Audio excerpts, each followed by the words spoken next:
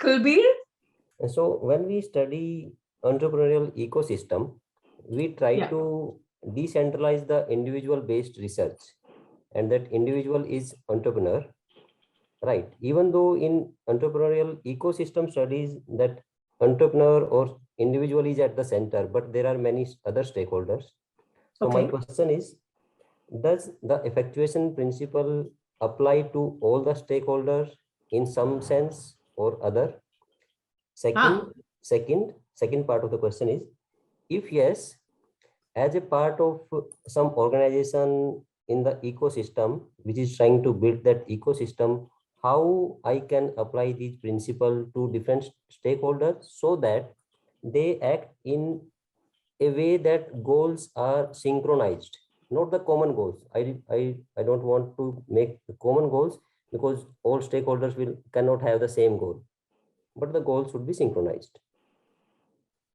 Okay, good question, complicated question, and a really interesting one from an intellectual perspective, but also from a practical perspective. So what I would like to say is the idea here is not everybody all the time should be effectual, right? That should not be the takeaway.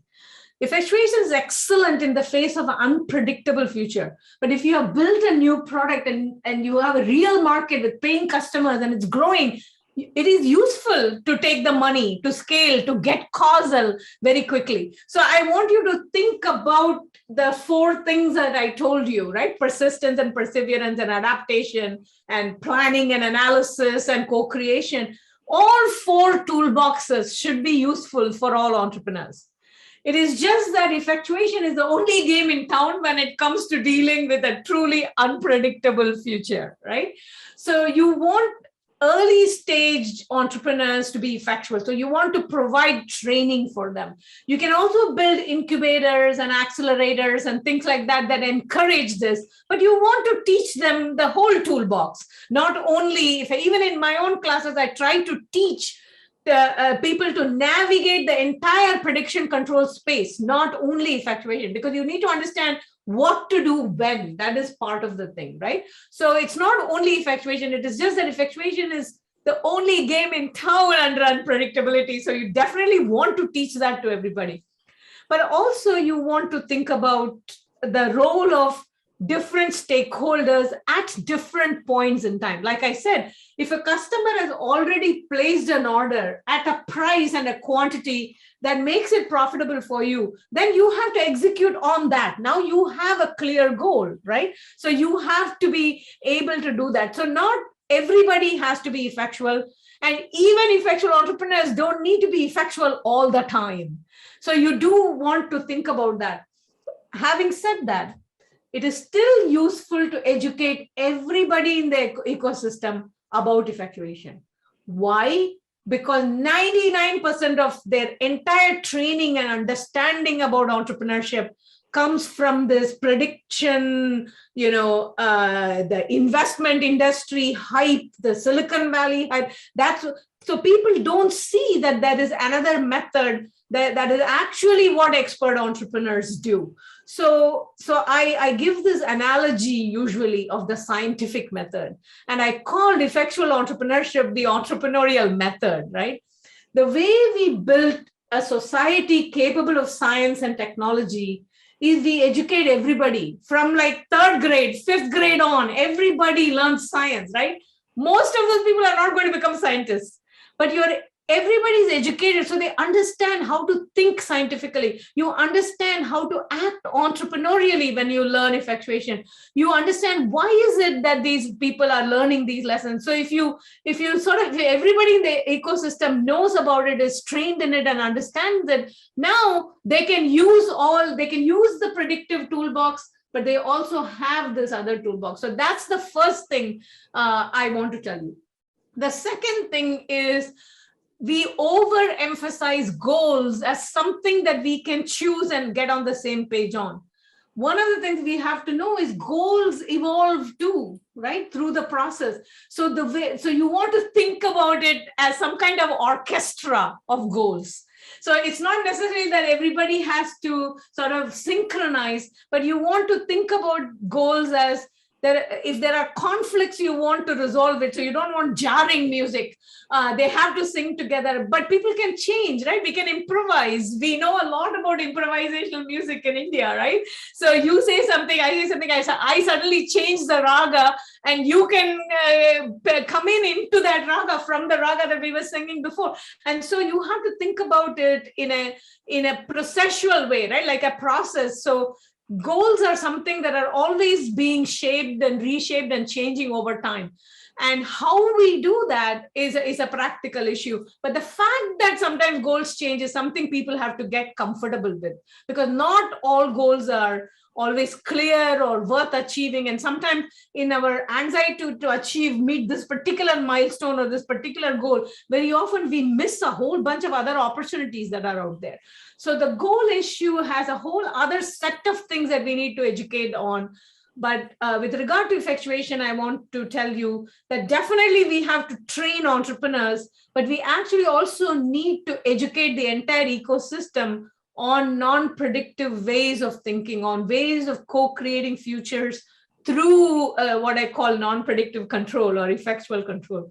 So in that sense, I would like to see this being taught to everybody, and think about ecosystem not only in terms of like fund providers or governments or any other actors in the ecosystem. A lot of the time people ignore family. So with my students, I tell my students, bring your family, right? Bring your life partner, your spouse, because if they don't understand this, that's going to be a problem, because they're reading some hype in some magazine and they're not understanding why you're building the company this way. So it's important that we educate family members as well as part of the ecosystem. So that's what I would say about that, Kulbir. Does that help? Thank you, Professor. Okay. Saras, thanks. All right. Vishalakshi? Yeah, Professor, very interesting presentation there. I just had a question in terms of, does the effectuation process actually help you differentiate between, say, ideas which actually have a potential to multiply? Say, for example, an IKEA, affordable do-it-yourself furniture. But they started off with that idea, and then it sort of blew up into everything that a home needs, or anything beyond furniture even. Or for instance, where some ideas have the potential to actually build an entire ecosystem around them. And whereas you have some ideas which are more of, a very short thing, but it's kind of stable there, but only within that confined space. But does effectuation actually help you sort of differentiate between the two? Okay, I'm going to give 2 or 3 different responses. I'm going to take that question from 2 or 3 different angles. So one way to think about it is, can I, before I start building the venture, before I engage in the effectual process, can I know this idea is going to be scalable and it will last and things like that, capable of building an entire ecosystem, as you said, or not? The answer to that you saw in the video clip from Mark Randolph. No, nobody can say it. And if they say they can say it, I would say protect yourself, because that is a charlatan. Right? Nobody can say this idea is going to be an amazing, scalable, great venture, and this idea cannot be, right? People are just placing bets. You're at the horse races at that point in time. Sure, some people get lucky and they are right. That doesn't mean a damn thing, because they will be wrong the next time around. So you cannot say it ahead of time. But the process definitely gets you to ideas that are profitable, and some of them will scale very well. Many of them may not scale, but will endure, right? So I just recently completed a paper where I talked about this obsession that people have with growth, that somehow somebody like Kirloskar, who starts a company, and 150 years later, they are still in the community, they're producing jobs, they're solving agricultural problems in India and many countries around the world, including countries in Africa. Why is this not a great company? Why do we have like Apple envy, as I call it, right? Or Amazon envy or something like that? Don't go there. So the second angle I want you to think about is, an ecosystem consists of many small companies that endure over periods of time and provide jobs. The ecosystem needs that. Ecosystem is not built by unicorns. And I'll give you one data point on that. If you think about the 50 states in the United States, where do you think California ranks? California is where Silicon Valley is, and all these unicorns are coming out of there in terms of employment. Look it up. You will be shocked. It is in the 40s and 50s. It is not the top state with all the jobs and everything. So it depends on what you mean by ecosystem. So when you say something that builds an ecosystem, you want to think about what that means. Does it make a lot of people very rich, especially a lot of people in China very rich? Is that your definition of an ecosystem building unicorn? What do you actually mean? You have to think about that, especially as a scholar, an educator, or an ecosystem builder. You have to have a clearer idea of what an ecosystem is and the role of a lot of, so we need to develop a deeper understanding between growth and endurance in some ways. So I think I took 3 angles to it. Does that clarify, or do you have a follow-on question, Vishalakshi? Actually, I have a follow-on question. Yeah, ma'am. Actually, I have a follow-on question. Very interesting ideas you put in. I think I have to think them through. With respect to building ecosystems, do you actually have a follow-up program for venture capitalists also? Because this partly relates to what Dilip Kumar was also asking in terms of where I think venture capitalists, like what you were pointing out, they are extensively focused on the short term, and in the process they're actually killing a lot of ecosystems or killing the potential that some of these ideas have to build an ecosystem of their own. So do you actually sensitize them to that they are thinking probably in the wrong direction? So 2 responses to that. One is, if I ever give a talk to venture capitalists or talk to them one-on-one or anything, I have no problem. I tell them when I give interviews, I talk about this. And there are several venture capitalists who are taking it seriously. There is literally, I think, a venture capital company called Effectual Capital in Brazil. So when they listen, I'm happy to explain and talk to them. But I'm not overly worried about talking to them. And I'll tell you why I don't go out of the way to talk to them. And this is just simple data, right? In the US, there are about 500,000 employer firms that get started every year. So we're not talking about self-employment, we're talking about actual companies that employ people. There are about 500,000 get started every year. And the US has the largest, most productive venture capital industry. How many firms do you think get venture capital? About 1,000 in a good year. So if you think about it from a scholar's perspective, they are such a small sliver in the tail of the distribution of firms. I'm not sure why we need to worry about them all that much. The second thing you want to see, now look at the companies that go public, the most successful companies. And you ask, maybe they all need venture capital. So in order to create these kinds of extraordinarily successful, maybe stable companies that go public, we need to worry about venture capital. You will be surprised to learn that only about 27% of those companies take any kind of venture capital or formal capital funding. So the venture capitalists are funding less than 1,000, like a 1/100th of 1% of companies, employer firms. But sure, 27% of public companies. So that is an amazing accomplishment, no doubt.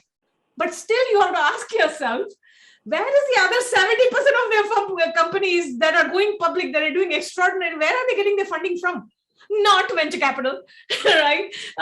So that's why I'm not too worried. I'm happy to engage with them. I'm happy to teach classes. I've done that, but I don't worry too much about it. And here is the last thing. There is a reason. It's not because venture capitalists are bad or they're not smart. They're very smart, and many of them are they do care about the economy and things like that. So this is not a dissing of all venture capitalists in general, but you have to understand what their game is, right? What are they paid to do? Where is their upside? Their upside is not in making sure every venture gets a shot or every entrepreneur does well, right? That is the job of the ecosystem. Venture capitalist's job is to achieve a certain amount of return on investment. And the way they do it is portfolio strategy, right? So they want 1 out of 10 companies that do very, very well is what they are chasing. They're not really trying to get every venture they invest in to grow and thrive. That is not their job. They're in a different job altogether. And the reason that is very important, at least in places like the United States, the reason I worry about them at all is because they are actually funded through public money. So they take money from pension funds and university endowments and things like that. So in that sense, I do worry about what they're doing with their money. And I'm happy to engage with them. I'm happy to educate them if they listen. But at the end of the day, the money game they're playing is very, very different. And I'm not sure it's all that important. It's nice to have a variety of different kinds of capital in any economy, but man, this particular sliver is so overblown, and the media, everybody is sort of it's I don't know, it's a weird infatuation. That's the best way I can put it. Did I answer? I know I kind of started off scholarly and then went off into a rant. Didn't mean to do that, but thank you, Professor. You've answered it very well. No, you've answered it very well. Thank you. It's just that it frustrates me a little bit sometimes that people are so, especially in places like Bangalore, right? People are like obsessed. It's almost like getting venture capital funding has become a bigger goal than actually building a company that lasts, like the Tatas and Kirloskars or the Acumen funds, or there are amazing ventures, right? But we have replaced that vision with just getting funding is all that you needed. Here's what I tell my entrepreneurs: the day you sign a term sheet with a venture capital, your probability of success has gone down from 0.5 to 0.1 or less. And the probability that you will be CEO the next year has gone down to 0.5 as well, because they're going to fire you. It's only a question of time. And the question is, why would you be? There are times when venture capital funding is awesome, but it's a very, very, very few ventures and very, very few times that it is. But for most ventures, it is really the wrong kind of unicorn, for whatever better word, to chase, because a unicorn is a non-existent animal. All right. Anyway, sorry. But I'm glad you asked. I'm glad anytime people ask, I'm happy to express my opinion for sure.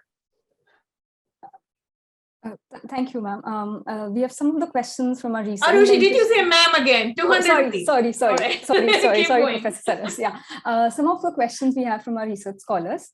We'll prioritize that in the interest of time. Sure. So, so how should a young researcher incline their research to meet industrial problems rather than just, limiting to academia? This was one of the questions. A young scholar wants to solve industrial problems, yes, instead of limiting to academia. Okay, got it. So I want you to first get away from that dichotomy, right? Why is it academic problems are different from real problems in the world?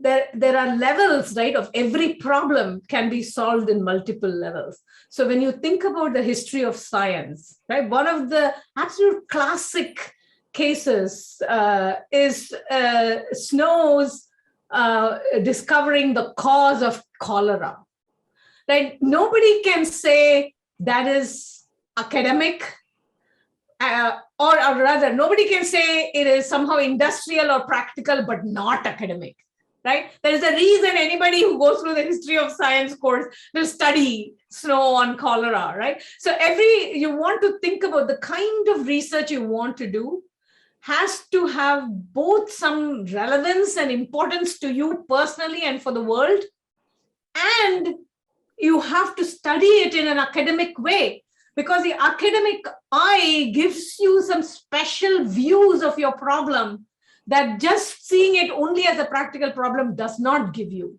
So the idea is, why would you think about them? Don't throw away either of those things. Even Einstein, the most abstract and theoretical physicist, talks about this. He says you have to have Einfühlung for your phenomenon, right? You have to have this empathy, almost this feeling that you are the phenomenon. So it has to be phenomenon driven as well. So I would say first fight against these kinds of dichotomies and say this is sort of industrial or real or policy in some way, and this is all academic. That is all that is telling you is you're talking to the wrong academics.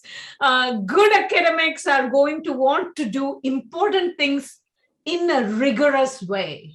Right? That's really the relevant problems in a rigorous way. And if you see academic journals, we obsess about it, have angst about it all the time. The rigor and relevance debates is an important debate that goes on all the time. So I would suggest do not worry about it. Pick something that for whatever reason you think is important and interesting. Now start thinking about how would I go about solving this? How would I go about thinking it?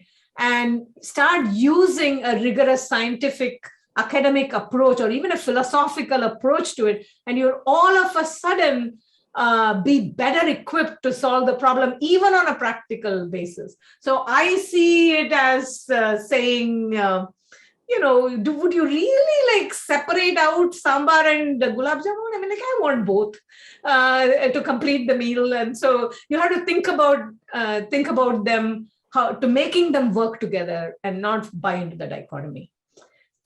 If you have a more specific problem, I can discuss, but you asked a general question and I'm giving you a general answer. Thank you, ma'am. I'm sure that helps us understand a little better. The next question we have from our scholars is, how do we pitch our research to organizations while gathering data and also at later stages while publishing or during the results? Oh, love it. I love it. This is something I can answer a little bit more specifically. So I would say, this may sound self-serving, I would say do research effectually. What do I mean by that? If you want data from an organization, approach the organization and say, hey, I want to do this for my research. Here's why I want to do it. Here's why I'm excited about it. What do I need to do for you to work with me?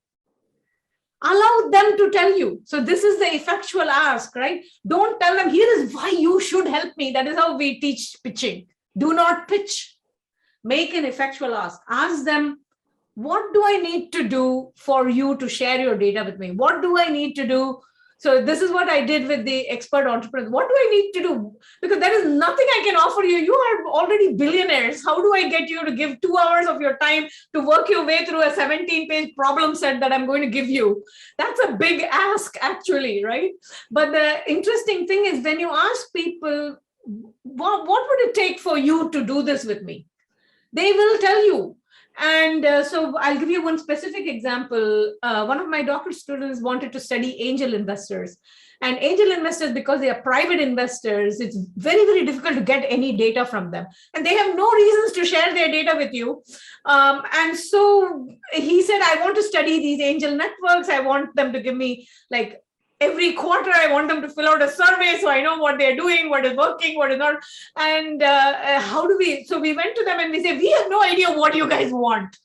What do we need to do to convince you to give the data?